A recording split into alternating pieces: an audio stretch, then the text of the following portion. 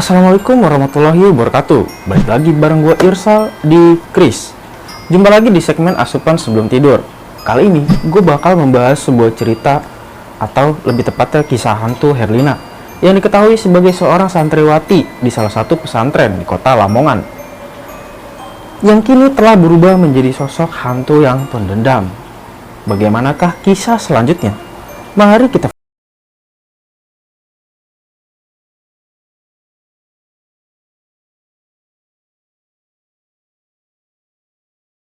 santriwati yang bernama Herlina adalah salah satu santriwati di salah satu pesantren di kota Lamongan.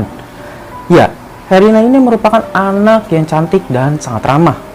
Tapi anehnya, Herlina selalu merasa tidak pernah dihiraukan di pesantren itu. Ya, istilahnya dikacangin lah.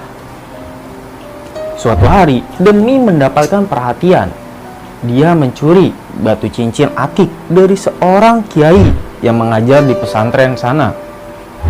Malam itu, dia mulai mengendap-endap dan masuk ke ruangan kiai tersebut dan langsung mengambil salah satu cincin batu akik milik kiai tersebut.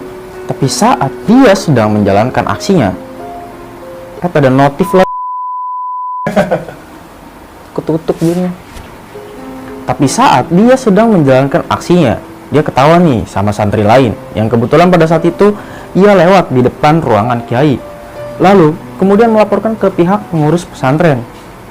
Pihak pengurus pesantren kemudian mengadakan rapat dadakan berniat untuk menghukum Herlina dan melaporkan kejadian ini kepada kiai tersebut yang mempunyai batu akik. Karena ketakutan dan malu telah dilaporkan serta akan dihukum, dia langsung kabur dari pesantren itu. Ketika ia kabur di jalan raya, ternyata dia tertabrak oleh mobil dan meninggal seketika di tempat kejadian.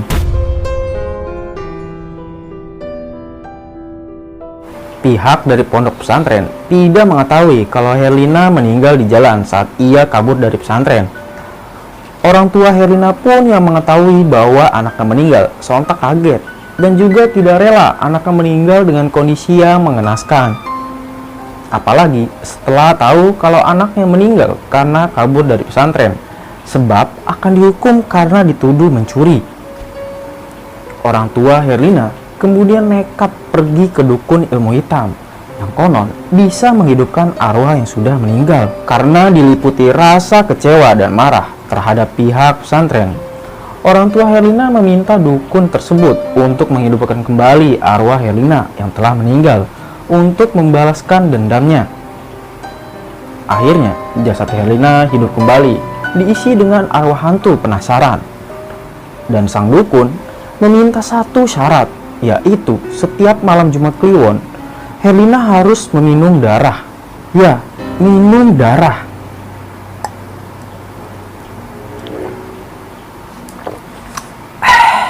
Herlina menjadi semacam hantu penghisap darah. Kalau tidak, dia akan meninggal lagi. Herlina pun akhirnya hidup kembali dan dia kembali ke pesantren itu, tempat dia mondok, dengan tujuan menuntut balas ke pihak pesantren. Karena pihak pesantren tidak mengetahui kalau Herlina sudah meninggal, maka ia diterima lagi di maka ia diterima lagi di pondok itu dengan catatan meminta maaf dan mau dihukum. Pada saat waktu di bilik bagian kamar santri di pesantren, teman-teman Herlina kebingungan melihat Herlina yang begitu aneh tingkah lakunya.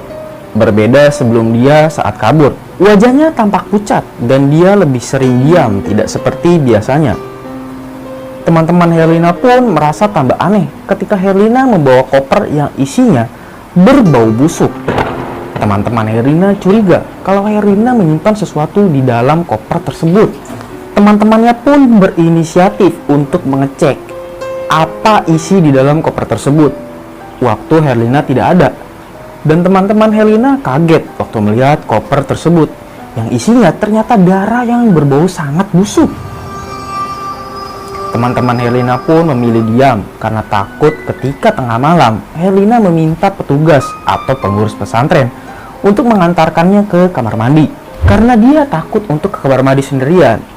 Dan petugas pesantren pun mau mengantarkan Herlina ke kamar mandi pada saat itu. Akan tetapi, sudah 2 jam lebih Herlina di dalam kamar mandi tersebut tak kunjung selesai juga. Pengurus pesantren sudah memanggil-manggil Herlina berkali-kali, tapi Herlina tidak menyautnya. Petugas pesantren pun merasa kebingungan dan akhirnya petugas pesantren pun memanggil teman-teman sesama petugas dan bersama-sama mendobrak pintu kamar mandi tersebut. Sontak, petugas pesantren pun kaget karena di dalam kamar mandi tersebut bukan Herlina, tapi sosok hantu perempuan yang berbaju merah bertaring dengan tertawa menyerang.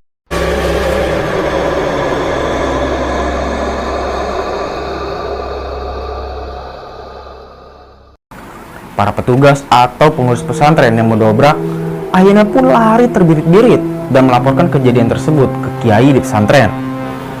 Kiai pun memburu hantu Herlina dan menangkapnya secara goib.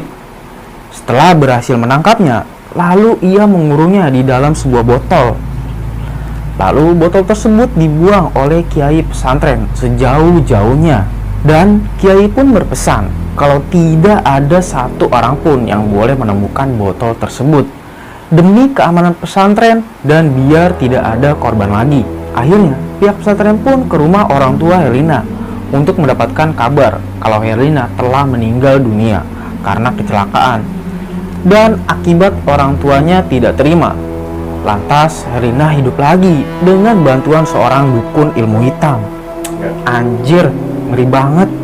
Banyak yang meyakini kisah ini nyata adanya. Bahkan menurut desas-desus, hantu Herlina telah memakan banyak korban pihak pengurus dan santri di desa pesantren tersebut. Namun, ada juga dari berbagai versi cerita tersebut adanya kesamaan semua, yaitu kematian Herlina yang mati tertabrak saat dia masih berstatus jadi santriwati. Bahkan, konon hantu Herlina telah memakan korban yang cukup banyak. Mengerikan ya. Kisah misteri ini cukup terkenal dan menghantui beberapa santri yang mondok di pesantren di daerah Lamongan dan sekitar daerah Jombang. Sekian dulu dari gua pembahasan tentang hantu Herlina. Semoga dari cerita ini kita bisa mengambil hikmahnya dan menjadikan sebuah pelajaran. Terima kasih buat kalian yang sudah menonton video ini sampai habis. Jangan lupa untuk menantikan video di segmen asupan sebelum tidur berikutnya. Gua Irsal, semoga kalian tidak bisa tidur. Assalamualaikum warahmatullahi wabarakatuh.